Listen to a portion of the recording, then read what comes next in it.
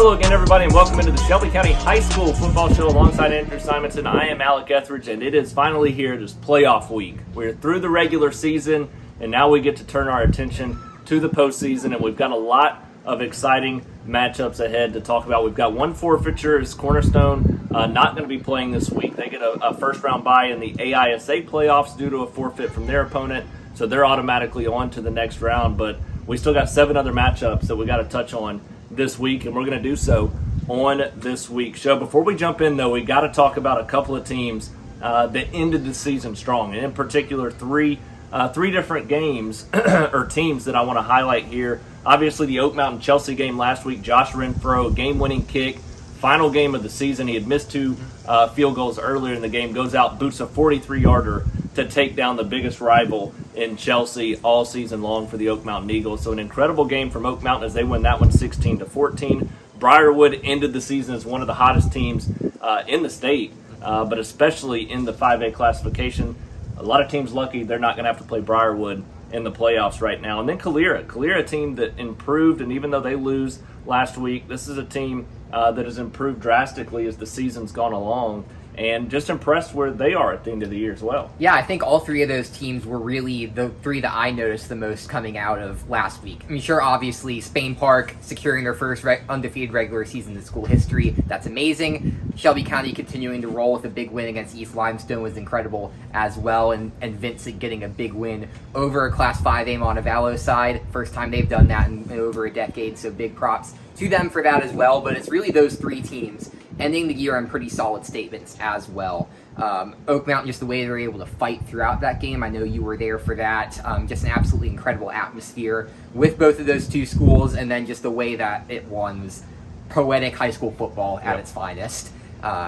Big props to them, and I really do think that while you're losing a couple talented seniors on the offensive side, particularly quarterback Will Odell, I think this team is talented and has some great youth coming up. From what I've seen, I really do think that they'll continue to build in the right direction under head coach Shane McComb.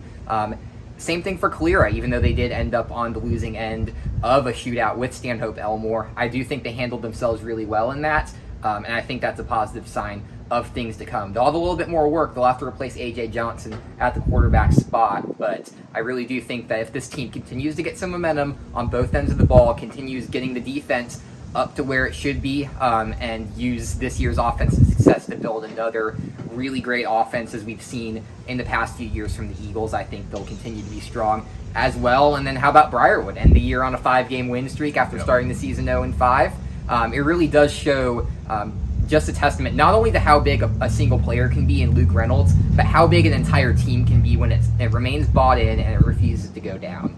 I got to speak with Matthew Forrester after the big win against McAdory on Friday, a 6A playoff team that they were able to beat in McAdory, and he just credited this entire team for never giving up and continuing to work and learn throughout the season, adjusting to building as a unit, as they did have some players come in over the offseason into this unit as new starters and be able to play together as a better, more cohesive unit, and that definitely showed down the stretch. So big props to all 3 of those. But now we move on to the playoffs. Yeah, it's playoff time now. We get to look ahead to this week, and we got a lot of big games to talk about, including our big one here at Shelby County High School in Columbiana, a home playoff game for the Wildcats. That's where we're going to start our game of the week, if you can really pick one this week. They're across the board. We've got a lot of exciting ones, so we're going to talk about all of them, but we're going to start right here in Columbiana as the Shelby County Wildcats host Citronelle in the opening round of the playoffs. The Shelby County Wildcats get the opportunity to host a playoff game this week. A great chance for this team to pick up a playoff win. Would be huge for this program as they finished the regular season at 8-2, their best regular season since 2009. But it's not going to be an easy one this week. They get a Citronelle team, as I think about a citronella candle there. But anyway, a Citronelle team that is also sitting at 8-2 on the season overall at this point. So 2 pretty evenly matched teams going into this matchup. Andrew, it's on their home field. Do you think that's enough to lift this team that's been consistent throughout the year to an opening round win? I think this team has more going for it than just that home field. I really do think that this offense is really geared to find its way around what's admittedly going to be a tough Citronelle defense. Both these defenses averaging 15 points per game, and really not that much separates them over the course of the season, and you look at Citronelle, they haven't allowed more than 21. Since the September 20th loss to Viger, their only 2 losses to top 10 teams in Viger and Williamson. So they have been playing some very strong football all season, and they end up in a 3 seed because of where they sit within that region. But I do think that this Shelby County team is really posed to find some success simply if they do 2 things. 2 things that, quite frankly, caused their 2 losses during the season, and that's make sure the run game gets going and win the turnover battle. The turnover battle was a big key in that St. Clair County loss, and the run game was just completely shut down by Demopolis. If you get those 2 things going, I really do think that you'll find some opportunities for some big success, and I think the momentum's on your side. You're coming off of a 43-6 win against Selma, a 43-7 win over East Limestone. This team is really trending in the right direction, and I really do think that, powered by a massive home crowd here in Columbiana, I think Shelby County finds a way to get it done in a really close one, simply because I do think they have some big play potential and the tenacity that's been built over this offseason. Yeah, what's impressed me is how they came back from the bye week. Absolutely. Come out from the bye week and play like they did last week, 43-7 win over East Limestone. That gets your confidence back. You're not losing anything. And so they're rolling into this. Like I said, the offense scored 40 or more in the last couple of games. Defense continues to play well. Both defenses in this matchup giving up less than 16 points per game at 15.7 for Shelby County, 15.9 for Citronelle. But the offense is where Shelby County's got the difference. They've got about a 7-point advantage on the offensive side of the football this year, and we just hadn't seen that the last few years. And they've shown that tremendously and that growth throughout the year on the offensive side of the football. So I think ultimately that's really the only difference. That and the home field advantage. Other than that, these 2 teams are very even across the board. So it's going to have to be a Wildcats offense that comes out ready to score some points. And I think that ultimately the growth we've seen there this year, it shocked us at the start of the season. Now we kind of expect it, and I think they kind of expect it. That's what makes the difference. Did not think I would say that coming into the year. Shelby County's offense would be what makes the difference in a playoff game. But the Wildcats have that opportunity right here on their home field to pick up a big playoff win here on Friday night. We've got one 7A team headed to the postseason, and that's going to be the Thompson Warriors. And Andrew, this is a Thompson team that expects to play for a state championship. They've done it for several years in a row now. Obviously, last year the streak stops as they fall in the state championship game. But this year, this is a team that has had 3 overtime losses by 1 point, all 3 regular season losses. And now they head into the playoffs kind of hoping that they're going to be able to string things together on the offensive end. And they get an intriguing matchup here against Daphne. Before we talk about it, I got to tell you about 3D Air Services. Since 2005, 3D Air Services has proudly called Shelby County home. As we head toward that stretch of colder air coming up, you're going to want to give them a call for any of your HVAC needs. Going to have to get that heater tuned up at some point. Right now it doesn't feel like it, and fingers crossed that it actually is coming, but you may need to keep the air conditioner on longer than you expect to, which can also be a reason that you need to call 3D Air Services. They're going to take care of you no matter what the need is with the HVAC system. Give them a call, 205-664-3501, 205-664-3501, or visit them at 3dairservices.com to check out everything that they can offer you. Jay Carr and his certified team there at 3D Air Services is going to take great care of you. And Andrew, the Thompson Warriors hoping that they can start a hot streak now here as they head into the playoffs. An intriguing 2-3 matchup here against Daphne to open the 2024 Class 7A postseason. Yeah, strangely enough, these 2 teams actually met in their spring game back in the spring, with Thompson going on the road down to Daphne. Obviously, that's the spring and doesn't really have much bearing on this, but definitely an interesting thing as these 2 teams come into this matchup. Pretty evenly matched in statistical categories, but obviously Thompson playing a much more difficult schedule than Daphne. You look at the offense scoring 30.9 points for the Warriors and the Trojans scoring 27.8 points per game. So Thompson with a little bit of an edge there. An edge on the defense as well, allowing just 14.5 points per game against Daphne's 15.7 points per game. But the one thing I will say is Daphne does not have a signature win this season. All their teams are against 7A teams that are 500 or worse, as well as McGill-Toolen and Pine Forest out of Florida. And against those teams, they lost 21-8 to Mary G. Montgomery, one of the best teams in 7A, 27-24 to a Baker team that snuck into the Class 7A top 10, and a 21-6 win against Spanish Fort, a team that might as well make the 6A quarterfinals or potentially go even deeper than that. Despite Thompson's overtime struggles, they have gotten wins against some top 10 teams like Hewitt, like Vestavia Hills. And I think both sides of the ball are clicking right now after that Prattville win. And with the bye week, the rest, I think they're going to be able to maintain that momentum. They're going to have some bigger challenges coming up. Obviously, a potential trip to Auburn looms next week. That could be a really big test for them. But I think right here, we get to continue to see a little bit of what we saw over the last couple of weeks. It's just going to be a matter of if they're going to be able to take that growth into the big challenges that lie ahead. Yeah, I think the offensive growth is the biggest key there. I think the offense has got to continue to show what they showed in the last few games of the season. Even against Hoover, that was a loss, right, but it was a game where the offense against a really, really good Hoover defense still played well enough. They weren't great, but they played well enough. The two games that were sandwiched around that, they played really good, lights out, throwing the football, and I expect them with the bye week, with their last game being a big game through the air, to continue to play well offensively this week against Daphne, even against a pretty sound Daphne defense. But the biggest thing here is this Thompson defense. They're too good, and they're taking on a Daphne offense, like you said, that they've struggled to win those signature games, and against the best defenses they've played, they just hadn't scored a lot of points. 8 against Mary Montgomery, 7 against Spanish Fort.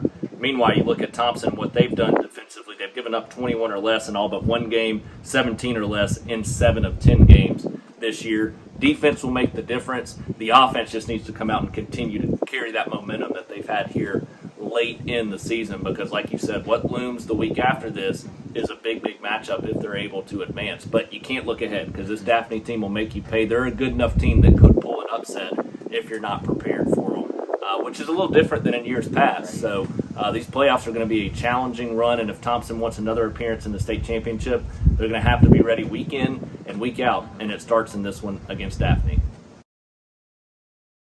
Well, the Spain Park Jaguars have closed out that first undefeated regular season in school history. They get to 10-0 last week, and now they head into the playoffs. They take on McGill-Toolen this week. A great chance for the Jags as they look to kick off a strong postseason run. Before we talk about Spain Park's matchup with McGill, we got to talk about Scooters Coffee and their proud sponsorship of the Spain Park Jaguars during this historic season. They've got those two locations in Inverness next to Chipotle and Home Depot for all you Spain Park fans, and then not too far down the road up 280 in Chelsea as well next to Buffalo Wild Wings. So make sure you give them a visit. They're going to get you in and out of there so quick. They've got an expansive menu of great drink items. They've got all those fall flavors out right now. They're going to transition into those incredible Christmas flavors and holiday season favorites coming up soon as well, and you'll want to go test those out. So make sure you visit them, scooterscoffee.com. You can go check out that menu, all the great cake bites, the egg omelet bites, all the other food items that they've got as well. It's expansive there, in addition to the blenders, the teas, the frozen drinks, the hot drinks. They've got it all right there at Scooters Coffee, and every time I stop by, absolutely incredible, and I try something new every time as well. So make sure you go do that. Visit them at Scooters Coffee, proud sponsors of the Spain Park Jaguars this year, as well as the Shelby County High School football show. But Andrew, this team playing such good football right now. They've been one of the most, if not the most consistent team, at least that we've covered, but across the state as well. And now they get a McGill-Toolen team that, you know, could be a sneaky good game. But this is a Spain Park team that's just playing too good right now, in my opinion. Yeah, like you mentioned, McGill does have some impressive wins in its resume. You even look as recently as last week, they won 21-14 over a Spanish Fort team that, like I mentioned in the last segment when I was talking about Daphne, I really do think that Spanish Fort has a good chance to make a deep run in Class 6A with how that South bracket is lined up. But I think the difference here is McGill going into that game, because of the way Region 1 is set up with as many teams as it has, it was fighting for a playoff spot last week. Yep. And when you look at this Jags team over the course of this 10-0 season, they haven't really been challenged since that James Clemens game. Been able to build out some really comfortable leads and get some of the starters some rest over the course of those last few games. And I really do think that that's going to be where it comes into play in this one. I think that the rest is going to help this Spain Park team be able to have some fresh legs going into this one. What will be a solid and difficult game for them is McGill allowing less than 20 points per game on defense. But you look at what their 4 losses, and they gave up at least 28 in all of those losses to Daphne, Gulf Shores, Saraland, and St. Paul's, 4 teams that I would say Spain Park is at least in the same ballpark as.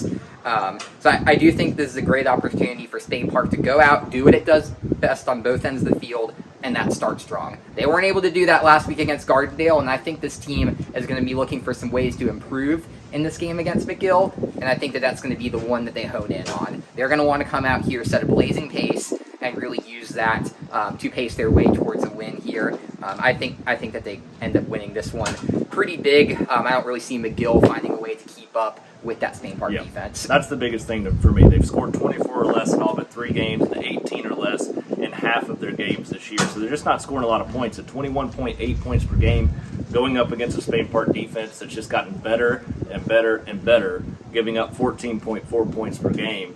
That's where Spain Park wins this one. Then you also look at the offensive side. In addition to that, Spain Park on the other side of that, scoring 17 more points per game than McGill is right now. Both pretty solid defensively, but Spain Park's better defensively, and that's going to cause problems for this McGill offense. So I expect the Spain Park Jaguars to walk away with that playoff opening win.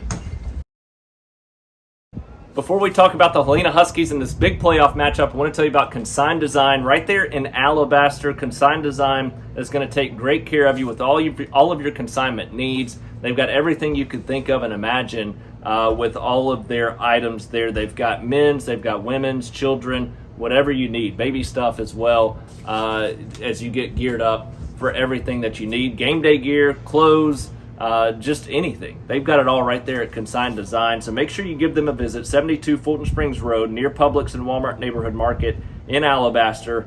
Consign Design owner and operator Wendy Davis she's done a great job running that place and continues to build it off of community and local support.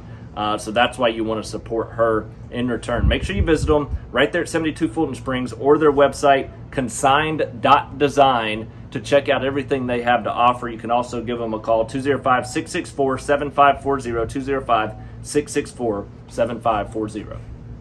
The Helena Huskies going to enter the playoffs with a tough matchup here against St. Paul's, and this is just the tough sledding of matching up with the region that they match up with. And same for Spain Park, the game we just talked about, taking on McGill-Toolen in their playoff matchup. Chelsea, which we'll talk about, taking on Saraland.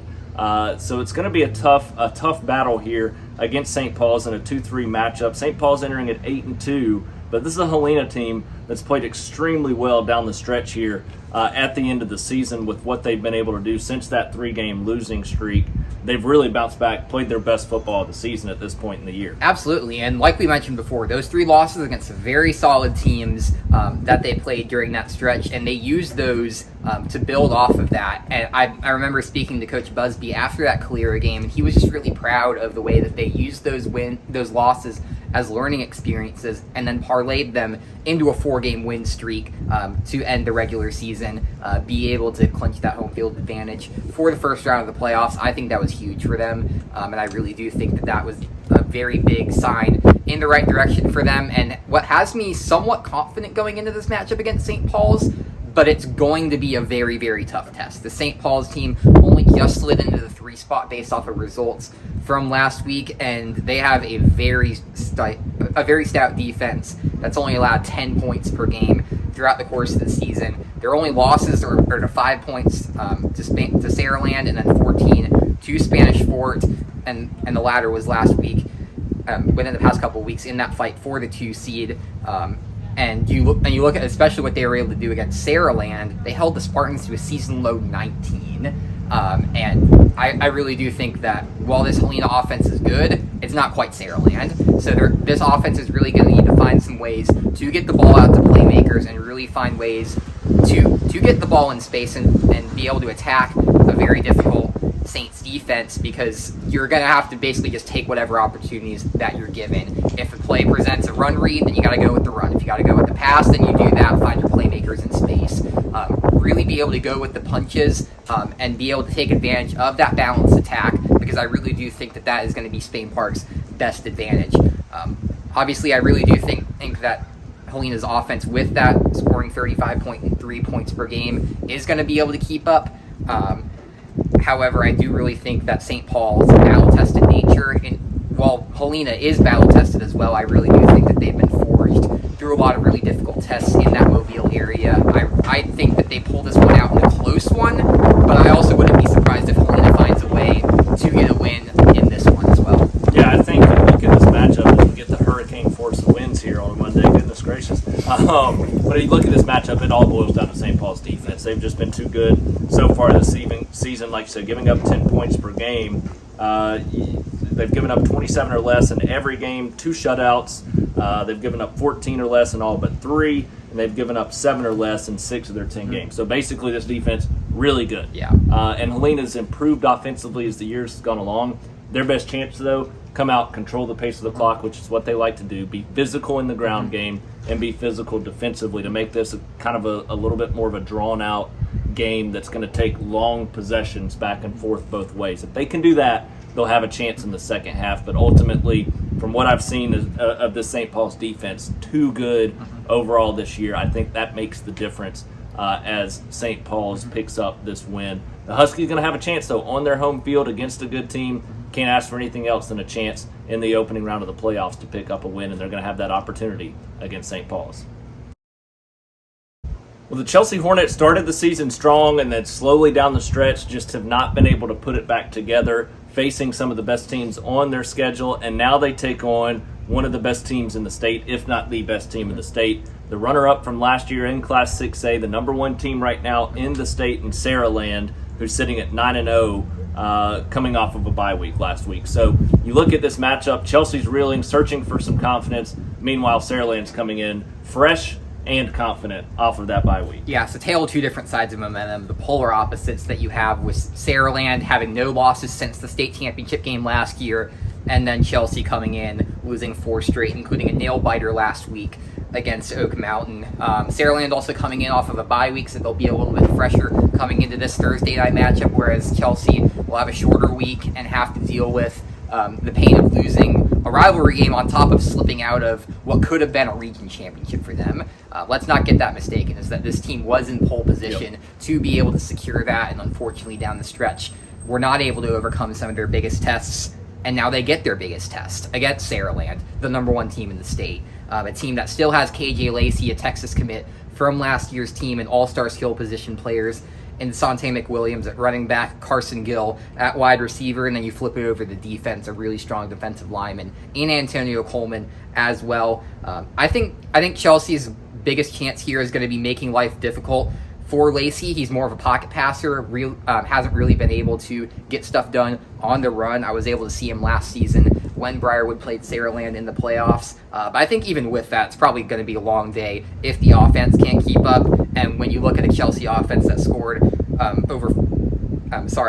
they're just 14 in their last 2 combined and scored over 14 points in just one of their last 4. I don't really see how they're going to keep up with one of the most high-powered attacks in the state in Saraland. I think that Saraland wins this one at home. Yeah, I mean, the 14 or less in 3 of the last 4 games on offense is not going to cut it against the number 1 team in the state, especially when it's a defense that's giving up 10.8 points per game. You're going to have to go out there. Chase Strasner's going to have to be physical, but more importantly, the offensive line is going to have to step up and play its best against arguably the best defensive line it's seen all year. And that's just a tall task. It's a tall task to ask for. Can they do it? Yes, they can go out and they can do it if they are physical and they set the tone early in this game that we're going to set the tone of how this pace is going to be played. If they can go out and do that, Chelsea will have its chances to at least make this a competitive game. But from what we've seen from Saraland, there's no shame in losing to this team. Right. This is a team that likely is going to go on and at least make the quarterfinals, if not back to another state championship and possibly win a state championship this year. So it's one of the best teams in the state. It's a tough draw for the Chelsea Hornets, but playoff game, go out there, have fun, take advantage of the opportunity that you have, and you never know what can happen in that situation, and that's what the Hornets are going to have to do this week in this matchup, an enjoyable opportunity playing the game that they love against a competitive opponent. We'll see how the Chelsea Hornets handle it there to open the 2024 playoffs. The Vincent Yellow Jackets headed into the playoffs this week, and they get back into the win column last week, a 21-19 win over Montevallo. I expected them to lose that game because of the classification jump and because they're trying to get into the playoffs healthy. They win it, and they really had control kind of throughout, but Montevallo would put a scare in them at different times. So it was a good performance and a good game that tested them a little bit to come into the playoffs. Now they sit at 8-2 overall to kick off the postseason. And they're taking on a Sandrock team that's sitting at 5-5 overall. It's a home playoff game for the Yellow Jackets, Andrew. Will Vincent be able to go out and put together a strong performance and win this opener? I think they will, but I think this one's going to be a little bit closer than I think some people are expecting. Yes, you look at this team; it's a 5-5 Sandrock team that qualified as the number 3 team coming out of their region. But you look at some of their losses. They lost to Pisgah, one of the top teams within Class 2A, along with Spring Garden, Collinsville, and Pleasant Valley. Those are 4 very solid losses. But you look at Vincent's schedule as well, and obviously it's one of the best in Class 2A, and they've passed pretty much all their tests outside of those losses to Tuscaloosa Academy and Greene County, 2 teams that you could make an argument for some of the top 10 teams within Class 2A. I do think that where this game is going to be won is based off of Vincent's defense. It needs to have a strong night. It slipped in a couple of weeks closing out of region play, giving up 41 to Isabella and 32 to Greene County. They did find some more success last week, giving up just 19 to Montevallo, but we have seen throughout the season that's a Montevallo offense that, despite the classification advantage, they struggle to score points throughout the season. And this defense is really going to need to get back to some of that vintage Vincent form that we saw through the start of the season up into, and I would say including the Tuscaloosa Academy game. Obviously, Tuscaloosa Academy, one of the best offenses in the state. I thought they held their own pretty well in that one, but really since that game, just based off of injuries or anything else, this team hasn't really found its way on that side of the ball. Now you get a Sandrock offense scoring just 20.5 points per game. I think that this is a big opportunity for that defense to bounce back, and I think that if they show up, they'll win a close one here. Yeah, I think it's all about the defense here. Like you said, you touched on it. It's that simple. The defense should play well against a Sandrock offense that's scoring 21 or less. I think to win this game, they need to score 21 or more if you're Sandrock, and I just don't think they're going to be able to do that against this Vincent defense. Too much talent. It's a Vincent team that put up a strong showing last year in the opening round of the playoffs against Clark County as a 4 seed, going up against a 1 seed, lost that one 20-9. So they were in that game last year. This year, they should have a strong advantage. A lot of players back remember that game. They want to win a playoff game. That defense gets it done, and I think the offense continues to build as well as we get into the playoffs if they're healthy. If they're healthy, this offense is going to grow as well. But that Vincent defense, too talented. Expect that to be the difference as they pick up a playoff win here, looking to string together a strong postseason run. That takes us to the ACSC and the AISA, except it's only the ACSC this week. Cornerstone has gotten a forfeit in the opening round of the playoffs. They automatically advance to the next round there in the 8-man portion of the AISA, but Evangel is into the state championship. Yet again, in the ACSC, the Evangel Lightning hoping to bring home a state title, and they get East Central Homeschool, a team that they handled in the regular season, now a chance to finish off the season with one more win against them and another state championship. Absolutely. This is what the Lightning work for all season long, is that state championship that has been the standard of this program, and you definitely expect them to come out and have another strong showing against an East Central team that they have already beat this season, but that was East Central's only loss of the season.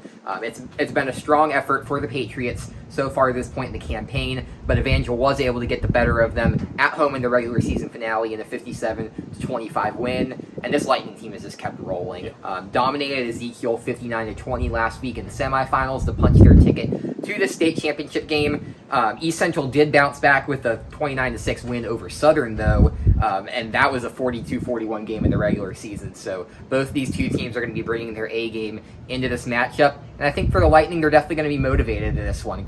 Finish out their season with a really big win, leave it all out on the field right here, and ultimately do what this program is expected to do year in and year out, and that's win a state championship. I think it could be a closer game than their first meeting, just because of the way that these two teams are trending, but I think that Evangel's still going to find ways to attack this East Central defense and then reach the end zone. I like the Lightning to win another ACSC title. Yeah, and anytime you play a team for the second time, it's going to go one of two ways. Either the team that lost the first one's not going to have much confidence and they don't play well, or you're going to get a much closer game.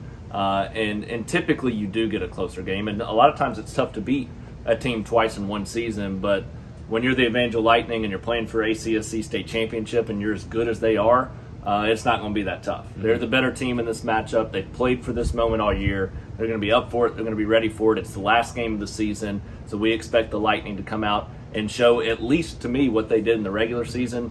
But I think that ultimately, if they play their best football game, they pull away in the second half, and they coast to another state championship. Would be a big one there for Tim Smith and this entire Evangel football team. So we'll see if the Lightning can pull it off. We both think they're going to walk away as ACSC state champions.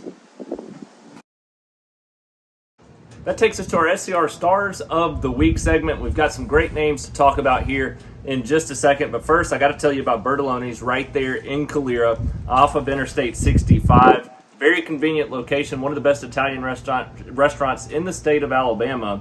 Bertoloni's is going to take great care of you, from the family atmosphere to everything that they do there. They've been voted Shelby Living's best pizza, date night, and upscale restaurant all in 2024 because of the service and food that they provide to you. Make sure you go give them a visit, 209 Supercenter Drive.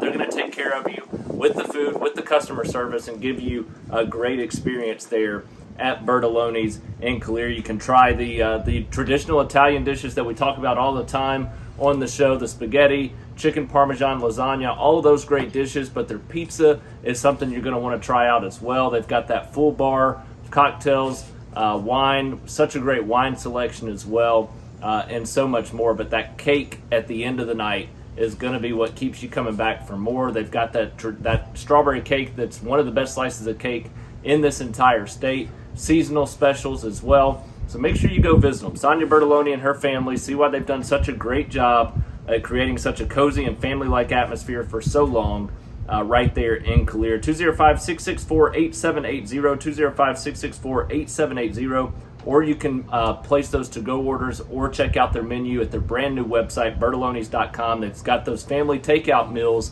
that are going to get you set for several days during a busy stretch of the year for the entire family. You can place those orders right there at bertolonis.com as well. So from one star to the others, Andrew, let's jump into our SCR Stars of the Week segment. We'll start with your group, as we had some big-time performances this past week. Absolutely. Let's start with one of the biggest of the week, and that was Luke Reynolds at Briarwood, a guy who has really solidified himself over the last few weeks as one of the best running backs in the county and went for his best performance of the season. 206 rushing yards and 5 touchdowns off 33 carries in that big win over McAdory to close out the season.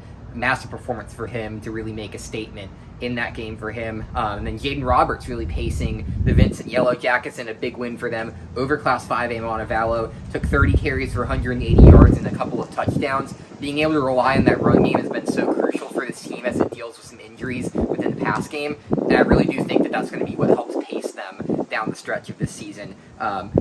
As for the Pelham Panthers, they had a big performance from Jacob Gibbs with 103 yards off of 7 receptions. And another great performance off of a receiver as well, with Cameron Hagler going for 109 receiving yards for Calera. Both teams ended up in a losing effort to close out their seasons, but 2 really good performances that we definitely wanted to mention. Great nights for both receivers. And then Anthony Palmieri just had another incredible night for the Wildcats as they went up north to East Limestone and helped out Shelby County with 316 yards and 3 touchdowns off of 36 carries. He'll be a big reason why this Shelby County team is really going to be favored in this matchup against Citronelle on Friday, and he's going to need to have a big night if they really do want to walk out of here with a massive win. Yeah, he's been such a talented and consistent player for the Wildcats all season long. A little sneak peek, he'll be in our first edition of the Columbiana Magazine, which will be coming out in December as well. With that first issue, as he'll be our sports Q&A person in that inaugural edition of that magazine. It's been consistent all year. It's been unbelievable to see that. So we'll see how he does in this playoff matchup on Friday night. But that takes us to my stars, and we start at Oak Mountain and the Eagles and what they were able to do. And you got to start with Josh Renfro, the game-winning kick, 43 yards out against your biggest rival. He had missed a field goal earlier in the game, missed a PAT that was pushed back due to a personal foul or an unsportsmanlike conduct penalty. So 2 misses going into that game-winning attempt, and he nails a 43-yarder as a sophomore there at Oak Mountain. They went 16-14 over rival Chelsea to end the season.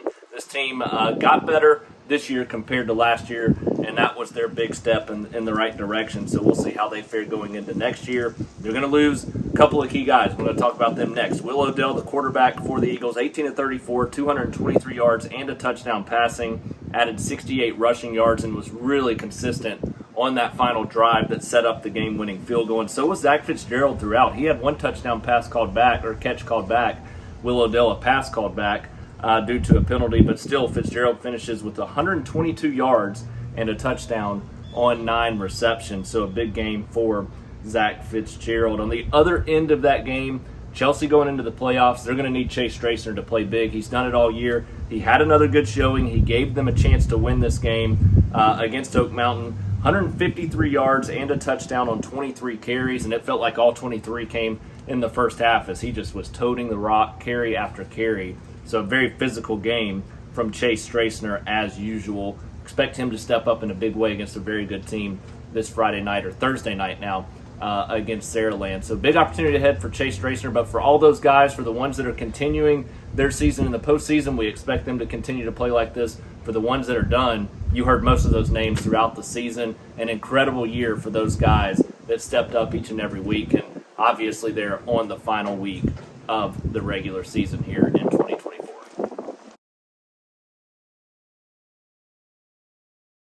That brings us to the end of this week's Shelby County High School football show. Before we go into our bold prediction, I want to thank all of our sponsors. I want to talk about Montevallo Main Street as well, since we didn't get Montevallo into the postseason. Obviously, appreciate them for supporting us throughout the season. Appreciate them supporting the Montevallo Bulldogs as well. They're doing great things down there in Montevallo. Just had hometown Halloween. Got a ton of other things that they're going to be doing throughout the year. So make sure you visit their website, check them out, see what's going on, but also visit Main Street and just see all the beauty that is right there in historic downtown Montevallo. The murals on the walls, the restaurants, the coffee shops, the shopping. It's all great right there on Main Street in Montevallo. But Andrew, that brings us to the end of our first postseason show. I think we're going to have another show after this. I would hope so, with some of the matchups that we've got. But you never know. It's been a fun season. I expect us to continue to roll along. But for this week, first round of the playoffs, what's the bold prediction? I think the bold prediction is that we get 6 different teams within the next round of the playoffs. I think that will be. I think I'm leaning towards that being Shelby County, Thompson, Spain Park, Helena, and Vincent, as well as Evangel getting in there, as well down in the ACSC as well. I'm sorry, Cornerstone advancing as well, with Evangel just ending their season. I really do think that we have a lot of great opportunities to see these teams advance. Obviously, some very difficult matchups. Anything could happen, not just because of the playoffs, but because of the level of competition that the teams throughout the county are facing. But I like our county's chances at the end of the day. I really do think we're going to see a lot of second round matchups coming up next week. Yeah, I think we'll have a strong chance to get at least a few teams to advance. Cornerstone's already advanced, so we do have another show. We do. Yeah, yes. We're in good shape there. So we do have another show. We got that worked out. But I think the big one this week that I look at, and you know, they've got their chances if they come out with the right game plan, and it's the way they're coached. So I expect them to come out with the right game plan. I think Helena's going to keep it within a score going in, or at least in that third quarter, they're going to be within a score. I'll say that much. They're going to have their chances in the second half. And we all know Helena in the second half of football games, what they can do with their comeback chances. So that's kind of my bold prediction. I think they'll have a chance going into the fourth quarter to pull off a win. And I know they're the 2 and 3 seed. St. Paul's a really good 3 seed when you look at that region and Spanish Fort and Saraland and all the teams that are in that region. It's a challenging region. And so, you know, that makes me think this is going to be a competitive game, though, because Helena went toe-to-toe with Spain Park and has done some things like that throughout the year as well. They earned a 2 seed in another challenging region. I think that's going to be possibly our best game this week, and I'm excited to see if that actually comes to fruition. So that's my bold prediction for this week. We'll see if the Helena Huskies can make that happen. We'll see if we get at least 6 teams into the second round of the postseason for Andrew's prediction as well. That's going to do it for this week's Shelby County High School football show. We will see you all on Friday night, maybe something on Thursday. We'll see how the week plays out with some Thursday night matchups as well. But make sure you stay tuned throughout the week with some weather updates there, with a possible tropical storm, as we may have some things change from the scheduling standpoint. But we'll plan to see you on Friday night with our Facebook Live show. That's going to do it for this week's Shelby County High School